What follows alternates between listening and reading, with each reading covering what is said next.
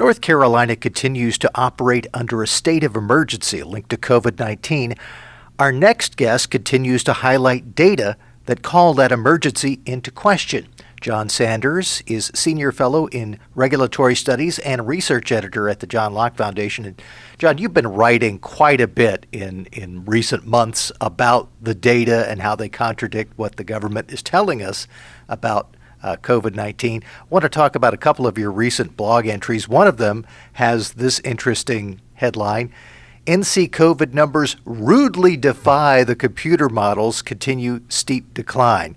Basically, you looked at what has happened since Governor Cooper did the major relaxation of his mandates and found that it's quite different than what was predicted. Yes. Well, before Cooper even lifted his mandates, the numbers were falling dramatically. So prior to him lifting the mandates, which happened on May 14th, I was saying, we need to be lifting these mandates. The numbers are falling off, and as more and more information comes in, we realize that the virus is not responding to the governor's orders. The virus is acting like a virus.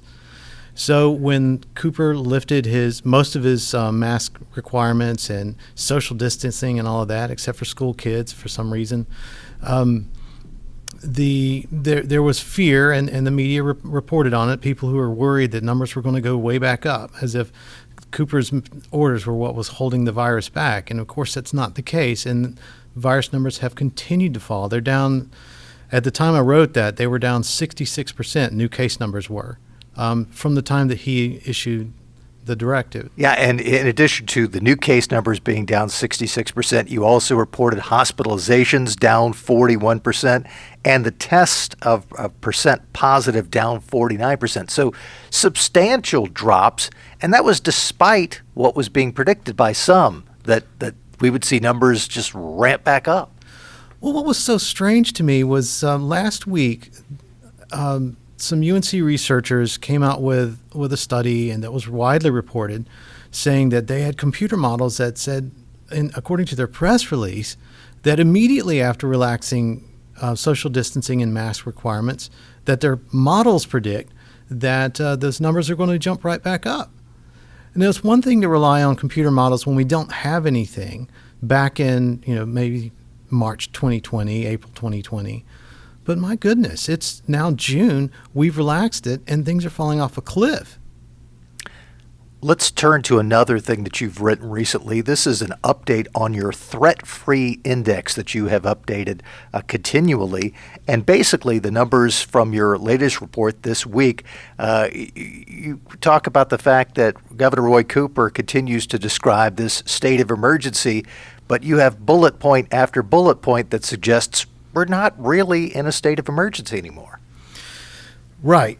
So my threat-free index has had North Carolinians well above 99.9% threat-free. So if you walk into a room of 1,000 people, then the chances are there might be one person who has COVID, but even that's pretty remote now because it's well above 99.9%. So that should give anyone who's really worried a measure of you would think, to relax and not to be so worried.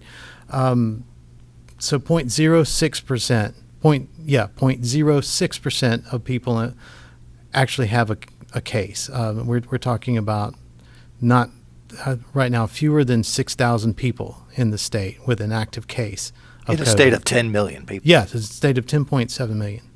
And you have other interesting numbers in this latest report. Active cases comprise just 0.6% of North Carolina's total case count. Right. So of the total number of cases reported, only 0.6% of them are still active cases, because a small number of the total cases were people who ended up dying. Most people recovered. You also have just over 0.1% of people died with COVID-19. That doesn't mean they died because of COVID-19. 90.5% of people have never had a lab-confirmed case. And as you said, more than 99.9% of people never posed a threat of passing it on. This is something that we really don't hear about when people are talking about the numbers. Well, that's what brought me into doing this, is because I call it the fallacy of big numbers. It gets really hard to track numbers. And so when you talk about several thousand new cases, or when the cases got into the hundreds of thousands, that's a lot, yes. But only a small percentage of those are active cases. People recover after 10 to 14 days is the general way of tracking it, and North Carolina does 14 days. So you have to remember there's only a small percentage of the actual case count are people you need to worry about. But then when you put that hundreds of thousands of people up against a state that has a population of 10.7 million, those numbers actually get really small. But we don't get that kind of perspective in media for whatever reason. I want to touch on one other point before we wrap it up, and that is the talk about immunity within our community. And you point this out in your threat-free index as well. Your latest estimate now that more than 70% of adults probably have immunity? Yes, I've got it at 70.3%. You'd have to go to the John Locke Foundation or Carolina Journal, where I last wrote about it, to see how I derived these numbers. I think that would put us at or near herd immunity, according to estimates. And I think that our case numbers are reflecting that. They have completely fallen off a cliff, which suggests that we are either at or very near herd immunity in North Carolina. So I think that's good news. Yeah, definitely good news. And it seems to me that in both of the blog entries that we talked about and in most of the work that you've been doing on this, one of the general messages is, yes, COVID-19 can be dangerous if you get it. You certainly need to take all the steps that you would suspect. But those of us who don't have it shouldn't be living in constant fear. No, nor should we be living under a state of emergency. For whatever reason, this governor has this state, whereas other states are no longer under state of emergency. We're in this perpetual state of emergency, and apparently he's doing so for federal money. I think about famous politicians and famous leaders like FDR. The only thing we have to fear is fear itself. And then Cooper is like, well, I want to keep the state of emergency so that we can continue to draw down federal dollars. I mean, this is not leadership.